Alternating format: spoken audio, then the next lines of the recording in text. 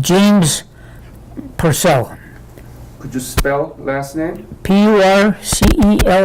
And you said you're Irish and half Swedish? Irish and Swedish. My dad was an Irishman, and my mother was a Swede. Ah, and met here?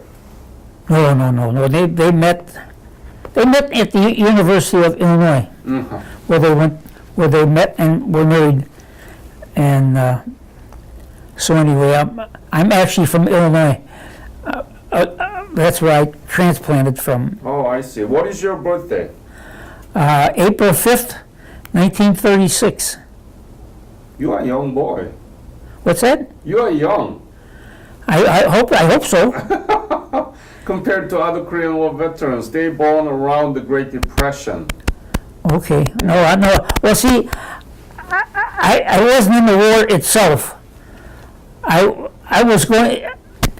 This takes me back when I was in high school, and we all were talking about our life coming, and at that time they had a draft, and so in 1954 let me think what's going on here. The draft was going to expire, or not the draft, but the GI Bill was going to expire on January 31st of 55. And so two of us got together and said, if we have to go in, which we do, and no argument, we might as well get something out of it. So we decided to enlist before the GI Bill expired. Yes. So that's what we did. So we enlisted, at least I enlisted January 24th of 55. 55? So several days before it expired. Just before. And what army military? Pardon? Army? I went in the Army. Army. All right. But where were you born? I was born in Chicago. Chicago. And tell me about your family when you were growing up, your parents and your siblings.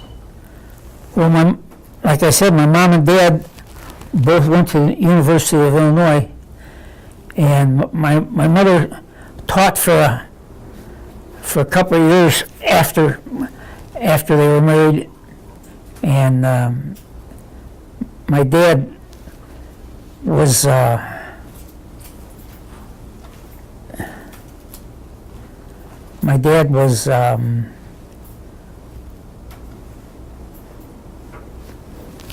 to think of what he was. He was an architect.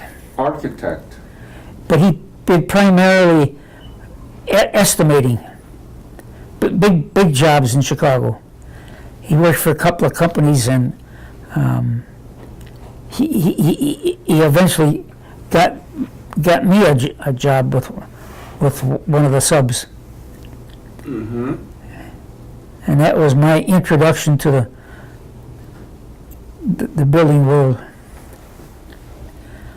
So I worked for Lewis Gailey Plastering Company in Chicago, and I think I worked there about 5 years. And then when did you graduate your high school?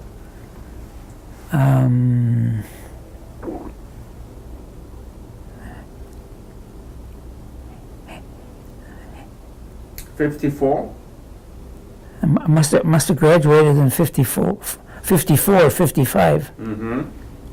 No, you joined the Army in January of 1955, so you must have graduated from 54.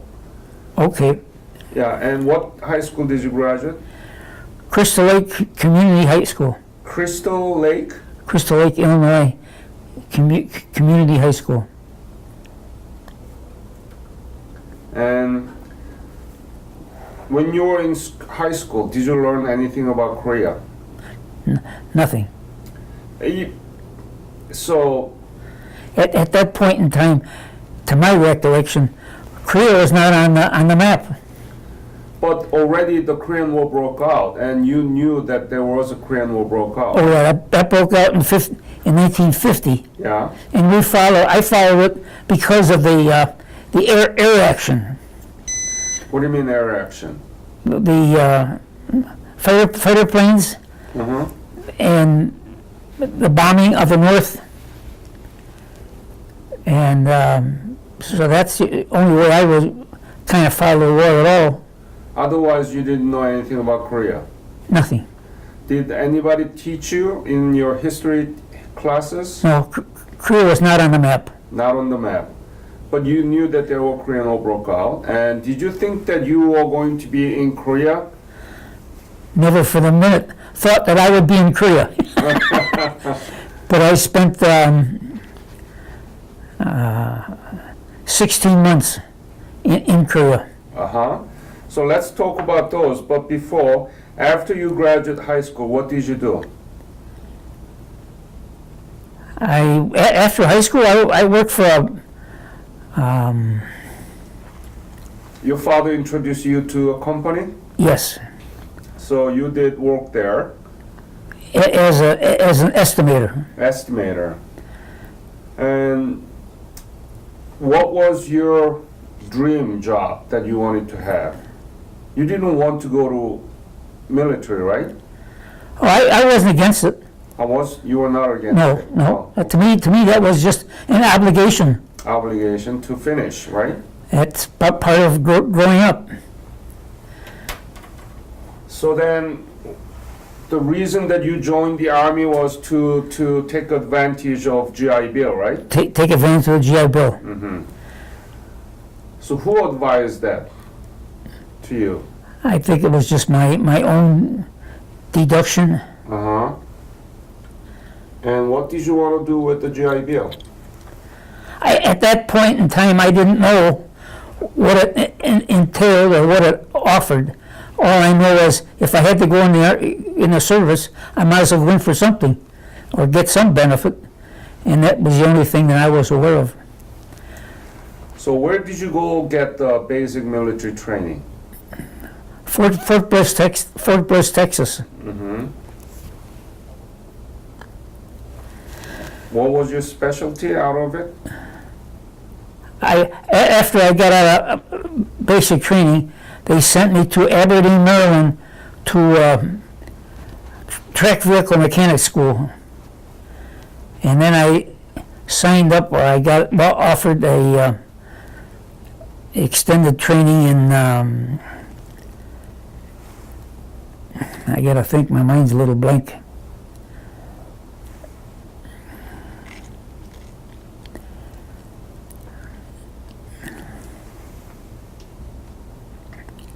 Technical intelligence. That was another 12 weeks. And that What did you learn there? we learned about foreign weapons. Foreign weapons? Foreign For example? tanks, guns, machine guns, and so on. Why?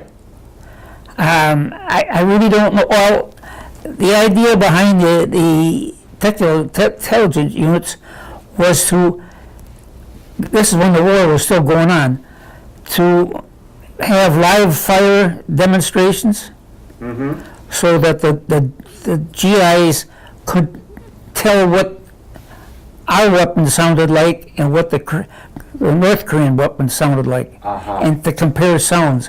So when they heard a gun going off, they knew whose it was. Ah. So from mechanic school to tactical intelligence, that's a big jump. Yeah, I guess it was. Yeah. I have no idea why I was chosen, but I went to it was a 12-week course, and I remember there was 4 officers in our class, Mm-hmm. and a couple of sergeants, and then there was mostly peons like me. So after that tactical intelligence school, where did you go and what did you do? Then they sent me overseas, Where? to Korea, Oh, so where did you depart from? St. Louis, Washington, By ship? by ship. Tell me about it. How long did it take and Three- how was it? 3 weeks. Wow, that's so long. And the first day it was kind of interesting because I can vividly remember sailing down the Sound out of Seattle, and it was like sailing down a wide river. And this, of course, this was the daytime. And then as it started to get dark, we went down to the berthing area and went to bed. And I remember I woke up the next morning and I could tell we were out in the ocean because the ship was rolling. I see. And seasick was instantaneous. But as soon as my feet hit the floor, I threw up. It was unbelievable. And I remember they had, I think we were 4 floors down, and there was garbage cans tied to the stairwell at every level, so that if you had to throw up, you had a place to go besides the floor. Yeah. And so we made use of them.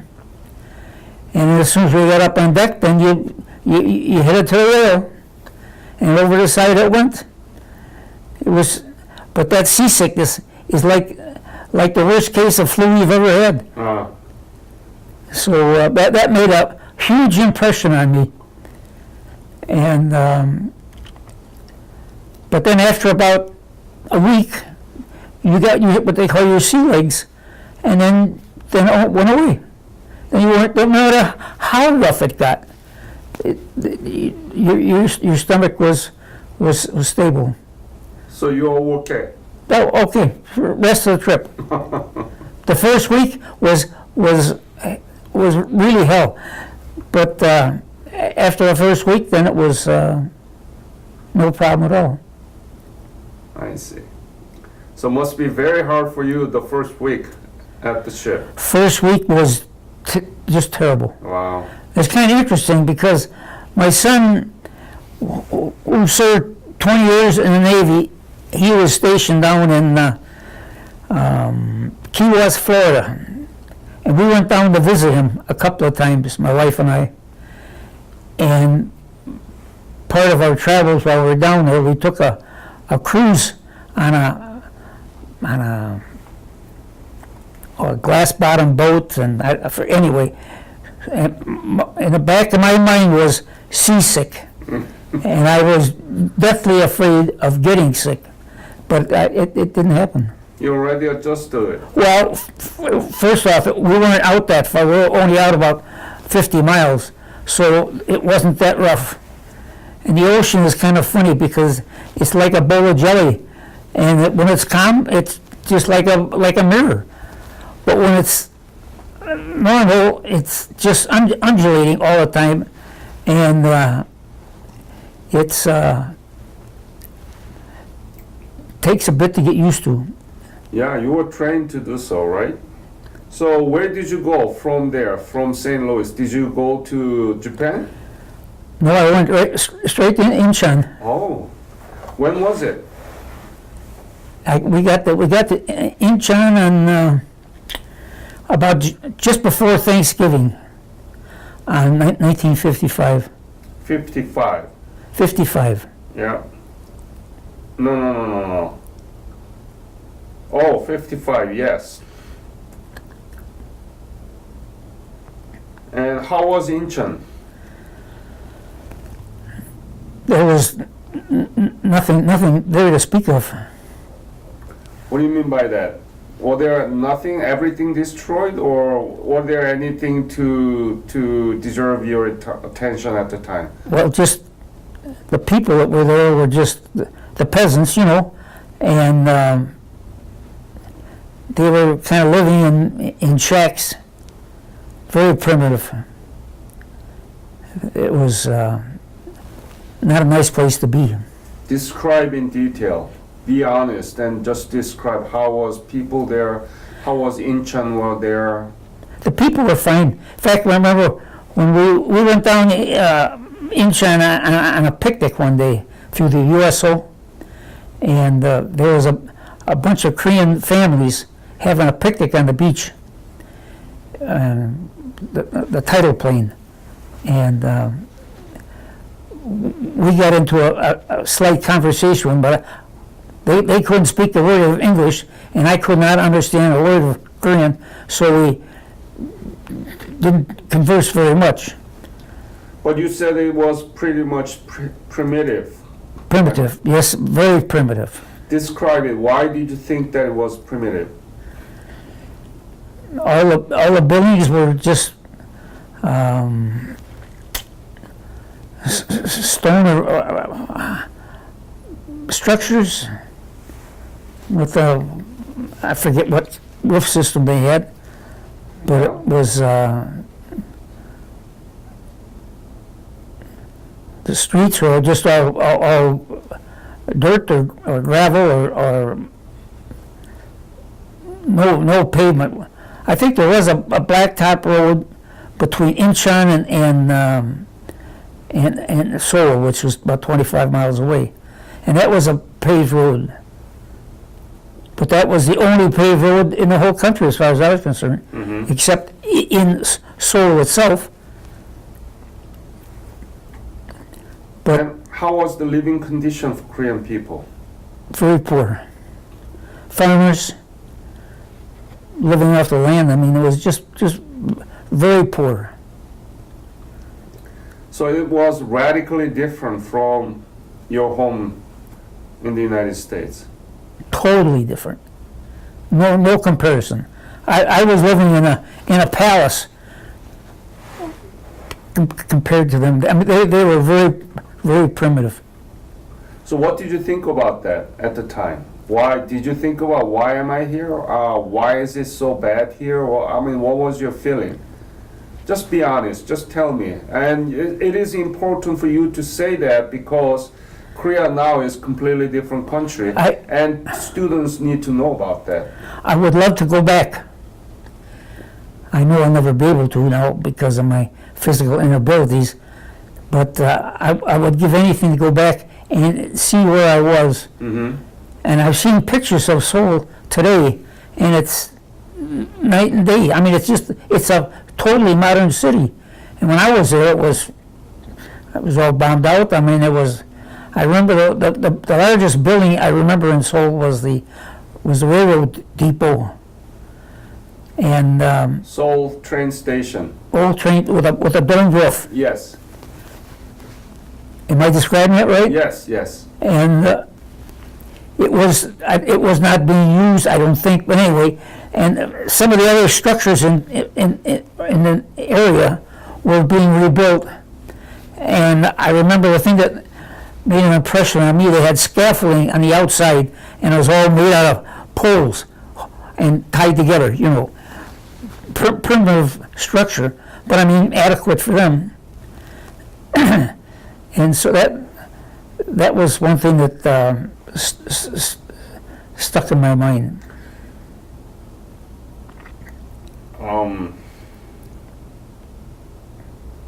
What was your unit at the time? What unit was I with? Yeah. Well, I was with 3 different units while I was in Korea. The first one was I don't remember what it was, the designation, but it was a maintenance unit. Of what division? It was, I don't remember what division. 2nd division or 7th? No, I don't remember either one. We were part of a corps headquarters. Uh-huh. And after that?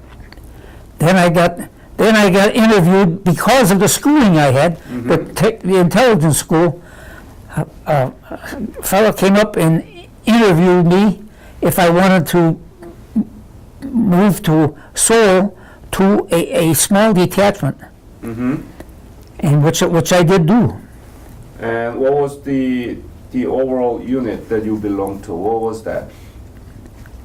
It was, I don't know, it was just Any name of the unit? no, I can't remember any names. Okay. So you went to Seoul, I went to Seoul. and what was your mission? What did you do there? Well, we were just, like I said, we were just a 5-man detachment, and we were assigned to a company just for rations and quarters, and they had no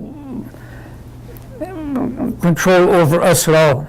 And anyway, that was it was really a very interesting assignment, because there was five enlisted men, and we had 2 Jeeps that were ours at our disposal 24 hours a day, and so we kind of had to run the place. To do what?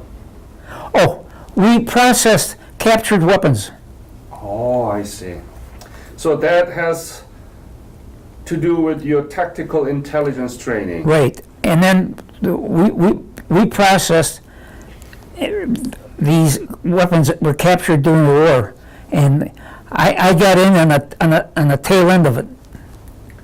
And I mean, what did you do? For example, give me an example of what did you do actually with the enemy weapons, and what was it North Koreans or the Chinese? Tell me about the detail of what you did and why you did it and what for. Well, as I understood it, we took weapons and photographed with a special camera the serial numbers and tried to get a follow-up on production and quantities and so on. And we even had one day we went out and we did a live fire. We got to shoot up as much ammunition as we wanted with the Korean burp guns, and with the drum magazines. I think they hold 71 rounds.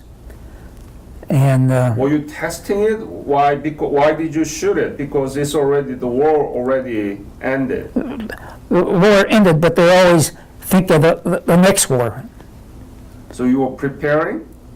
I don't know if we were preparing, but But why did you shoot those enemy weapons? familiarization. Okay. So that was a very special mission. Yes, it was. Mm-hmm. And what did you do with the enemy weapons? Did you throw it away, or did you store it, or what did you do? We just threw them in a pile. And I think they were going to box them up and send them back to the States or whatever, or junk them, or I don't know. Mm-hmm. But I had at home, which I had bought when I was in high school, a Russian rifle, Yeah. and I think I paid like $15 for it, mail order. That's one of the days that you can send them through the mail. And so anyway, I sent for it simply because it was cheap, and it was military items interest me, and it came in an old radio stock. But the interesting thing, when I got to Korea, to this detachment processing these weapons, there was all kinds of those there. That was the standard North Korean service rifle. And some of them were taken away from GIs going home that tried to take them home. And some of these guys had taken the stock to Japan and had them pearl engraved, and they were just beautiful. And I had the rifle at home. You send it to yourself? No. I had purchased a rifle You purchased it? through the mail before I went to service. I see.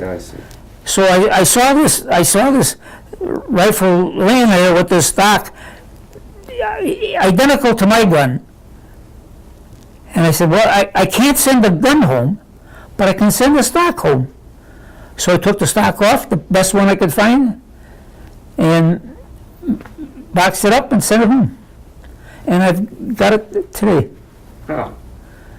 That's very funny that you purchased it before you joined the service and you found exactly the same one. Exactly. And that's very interesting. So after that, what did you just continue to analyze those weapons, enemy weapons? Well, then the unit was deactivated. Then What happened to you?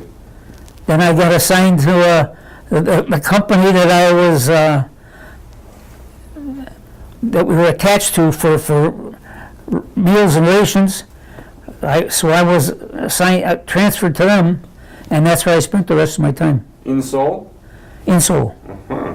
So tell me about Seoul you saw. You briefly described the Seoul before, but tell me about what were you thinking when you saw that Seoul in 1955, right?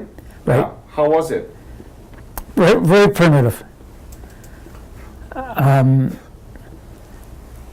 The buildings and the living conditions of the people were very, very primitive and ramshackle. Some were bombed out. It was the aftermath of the war. And I think South Korea got the worst end of the deal. But I'm trying to get to what I'm leading up to. So you didn't know anything about Korea, nobody taught you about Korea when you were in school, and you saw Incheon and Seoul completely destroyed and very primitive. Now you saw Seoul, right? The pictures. Right. So what do you think about this whole big transformation? I think it's amazing. Nothing less than amazing.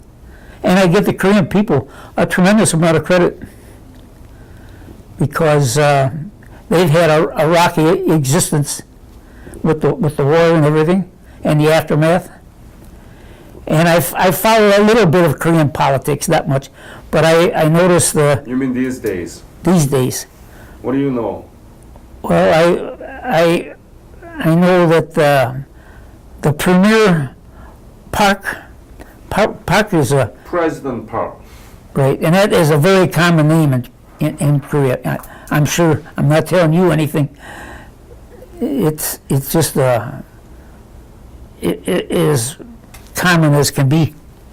It's like Jones is here maybe, Yeah, right. or Smith. And what do you know about President Park? Not too much, other than she must have been doing something right, because they've done so much with the country, and there was a lot of turmoil, and somehow they were able to, with our assistance. So she was impeached by Korean people. I think so. Yeah.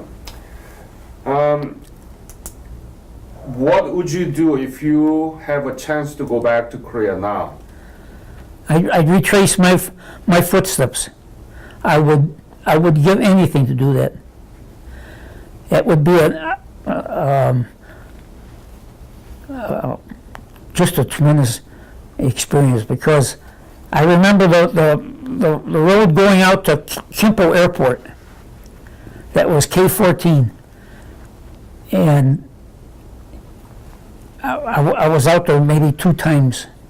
Once when I flew to Japan on R&R, and one time when I went on leave. And Kimpo was just all shot up. But they were operating out of it. The Korean people are very, very industrious. Mm-hmm. You know, Incheon is now the largest international airport in the world. Can you believe that? Incheon Airport? Yeah. You gotta be kidding. There was no airport in Incheon when you were there. No, none. Yeah, we made it, and this is the largest and the best, #1 ranked international airport in the world, and that is Incheon Airport. Wow. What do you think about that? You said that you described Incheon was primitive. Oh, beyond words. Now it's the best in the world. You gotta go back. I'd love to go back. But I don't think it's going to be. I am so sorry because Korean government has a program, revisit program. That's what I've read a little bit about it. But even that is beyond my means.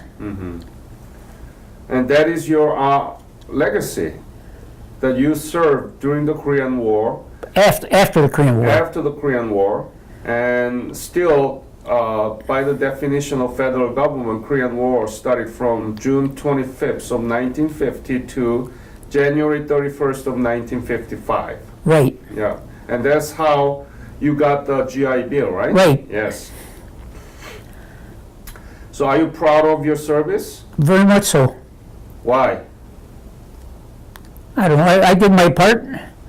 Both my sons served. One was 4 years in the Navy, and the other one was 20 years in the Navy. And in fact, he retired from the Navy, and he commutes to Israel. If you can beat that. And they each are pillars in their community. So I'm very proud of them. Great. How was life in Seoul at the time that you were there? Where did you sleep? What did you eat? How much were you paid? What did you do in Seoul? I was living, I think, with the 59th Ordnance Group headquarters. I think that's where I was. And we lived up on a hill, and barbed wire surrounded the compound because you had to keep what they call the slicky boys. You had to keep them out because they'd come in and steal everything. And that I remember vividly. So. And how was food? Well, the food was fine. Did you have a hot meal? Hot meal, sure, every day. Every day. And there was no threat from North Korea at the time, right? No threat at all. But there was at one time I remember there was something political was in the wind, and they said that North Korea was going to jump off, I don't know, within the next 2 or 3 weeks or something like that. So a scare went into everybody, and we had to practice evacuation. And box everything up and get in the back of a truck within 4 hours or whatever and vacate the place. Because where we were was only 30, 40 miles to the DMZ. So if the North Koreans jumped off in force, we didn't have much to stop them. Slow them down, but not stop them. So anyway, that was always in the back of our mind, but it was never. I don't think I ever considered it a serious threat. You mentioned about Slicky Boys stealing stuff from the headquarters and your living quarters, right? Now, do you know that Korea is the country that offering aid to other country who needs of help? Well, because Korea is very prosperous. And I think that's great that they're doing that, because it behooves the prosperous ones to help.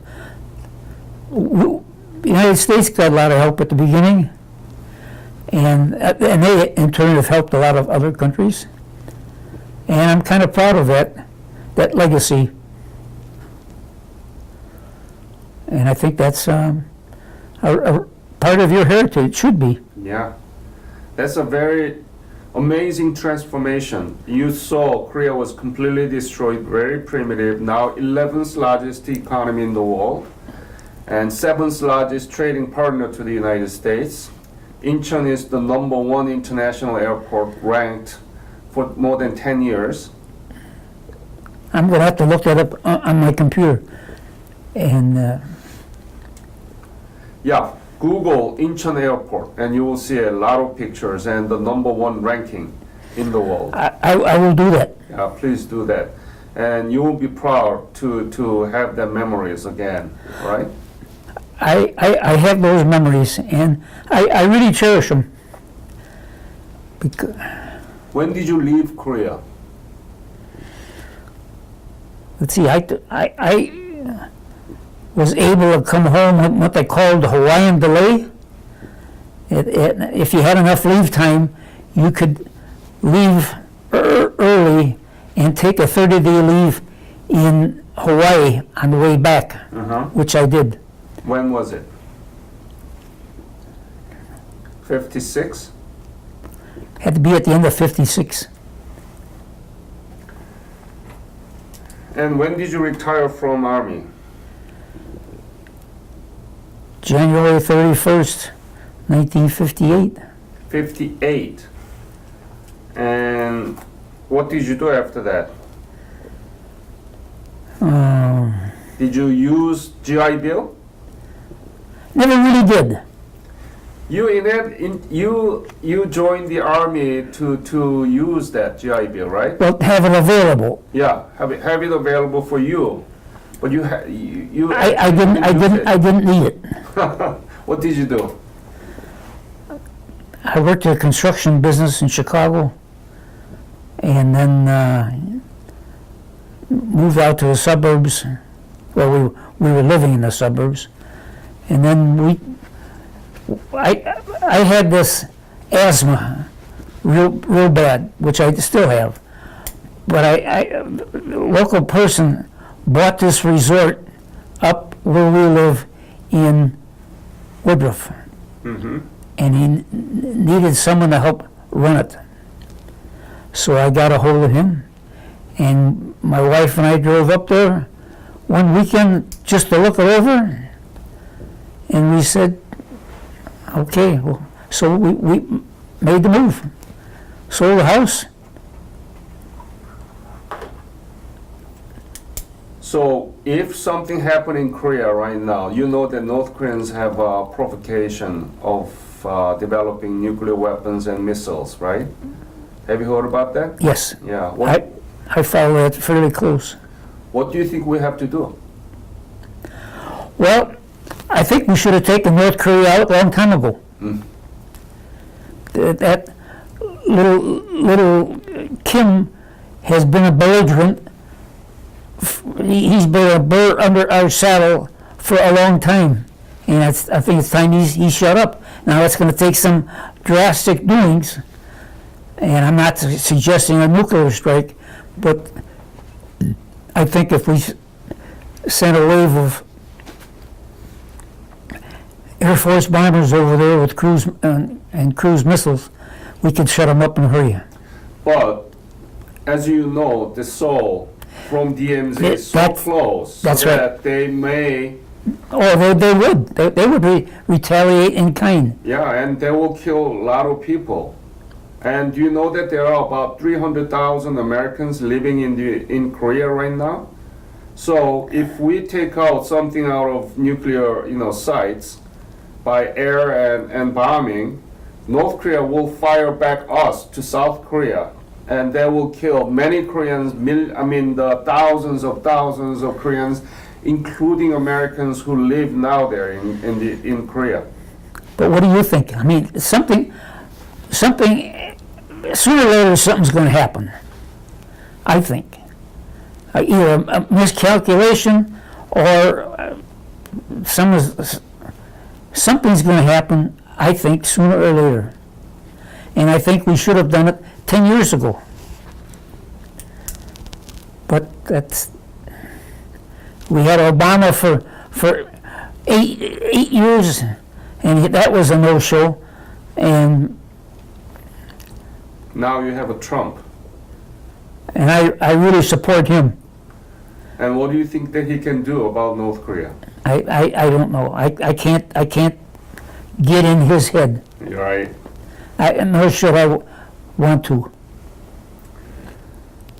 James, you are the witness of Korea in 1955, and now you know about Korea 21st century. You are the living witness of those from primitive to one of the most prosperous country in the world. Amazing. Nothing short of amazing. I don't know how the Korean people did it, because from pulling donkey carts around with a little pony, and I remember they had the bag under the tail to catch the droppings so they can put it on their fields. I mean, they were very industrious people. I am sorry that you are not capable of going back to Korea, but I would love to arrange the travel if you want to go back, offered by the Korean government called Revisit Program. So you let me know, okay? Okay, you let me look into it. Yes.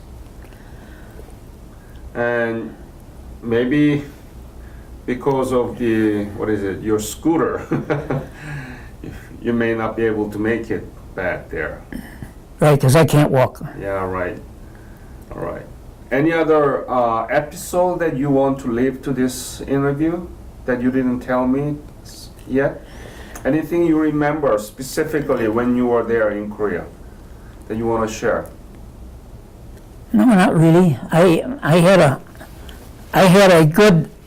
I remember I worked for the motor pool, and I can vividly remember I was in charge of gasoline and oil and everything in our company, and I keep track of the inventory, and I go in the office and tell them what I need, that I needed to get some more product.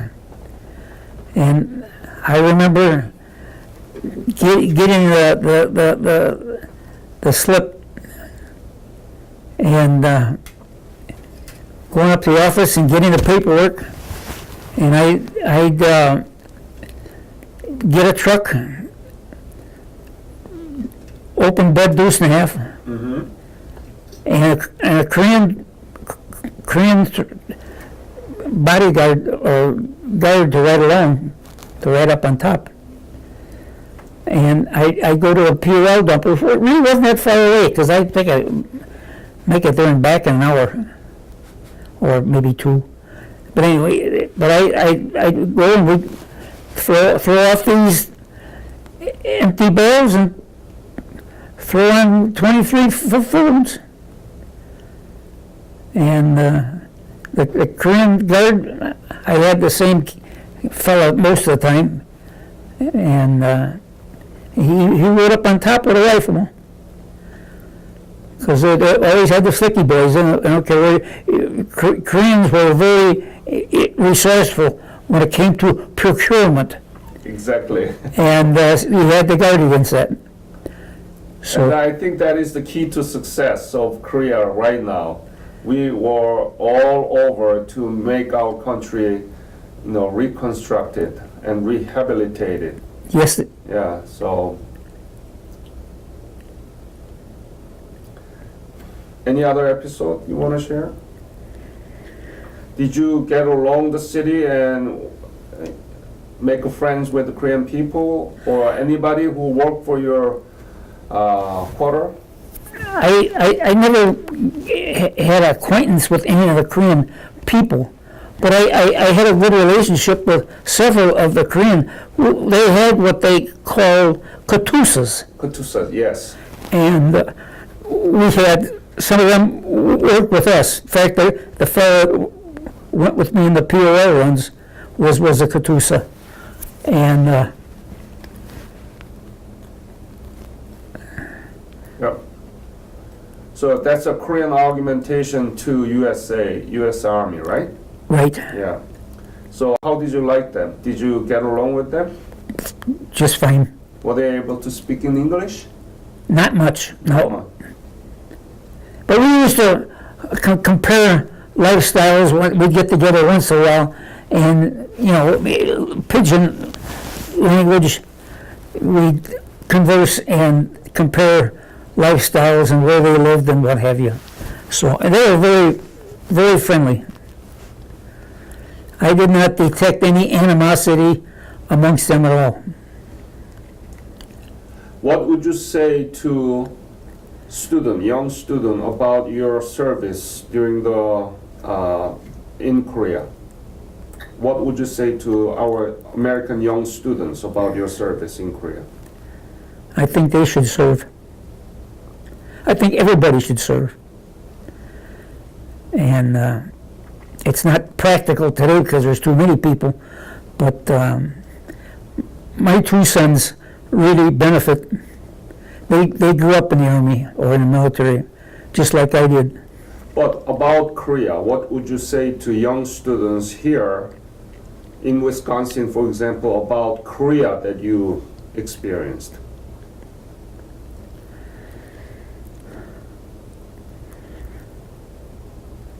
I can't think of anything specifically other than part of growing up, and I would highly recommend them going there. Would you recommend students to dig up more about the Korean War and modern Korea? Oh, sure. Yeah. Absolutely. Why? Why do you think that young students in the United States need to learn more about Korean War and Korean history? Because it's part of our heritage. And I think it's part of the responsibility of a citizen to know where you came from and your roots and what your parents may be sacrificed on your behalf. All right, James, it is my great pleasure and honor to meet you here, and I want to thank you for your service for Korean nation. And even though that was right after the war, but still it's officially Korean War period. And since then, there has been U.S. soldiers in Korea from 20,000 to mostly at most 60,000, still there. Right. About 30,000 U.S. soldiers. So Right. you are part of those, and I want to thank you for your service. Well, I consider that part of my heritage, and I don't mind sharing with you or anybody else. And when we get together with friends and what have you, invariably your military service comes up, and I take great deal of pride in even though I didn't do anything, but I was there. I was part of it. So Again, thank you very much for sharing your story with me. And thank you very much. Thank you, James. okay.